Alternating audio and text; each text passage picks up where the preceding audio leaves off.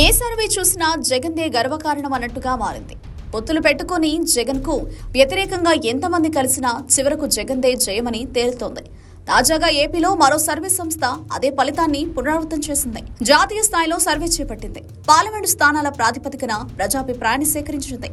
ఆ ఫలితాలని తాజాగా వెల్లడించింది. దేశవ్యాప్తంగా సార్వత్రిక ఎన్నికలతో పాటు ఏపీ అసెంబ్లీ ఎన్నికలు జరుగుతున్న సంగతి తెలిసిందే. అన్ని పార్టీలు ఎన్నికలకు సిద్ధమయ్యాయి. వైసీపీ ఒంటరి పోరుకు సిద్ధం కాగా టీడీపీ జనసేన కూటమి కట్టాయి. ఈ కూటమిలోకి బీజేపీ రానున్నట్లు ప్రచారం జరుగుతోంది.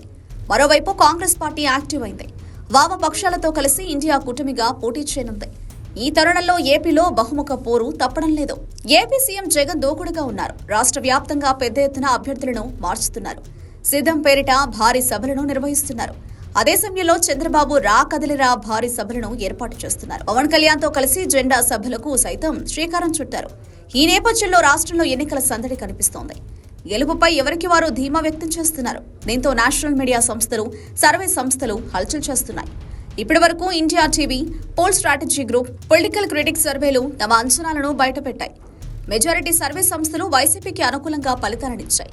తాజాగా జీ న్యూస్, మ్యాట్రిక్స్ సంస్థ ఒపీనియన్ పోల్ ను వెల్లడించింది. దేశవ్యాప్తంగా అన్ని లోక్సభ నియోజకవర్గాల్లో ఈ సంస్థ సర్వే చేపట్టింది.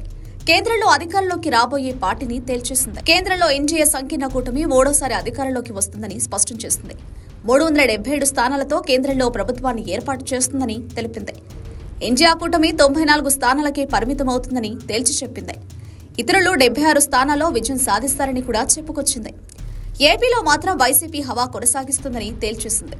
25 పార్లమెంటు స్థానాలకు గాను వైసీపీ 19, టీడీపీ జనసేన కూటమి 6 స్థానాల్లో విజయం సాధిస్తుందని ప్రకటించింది.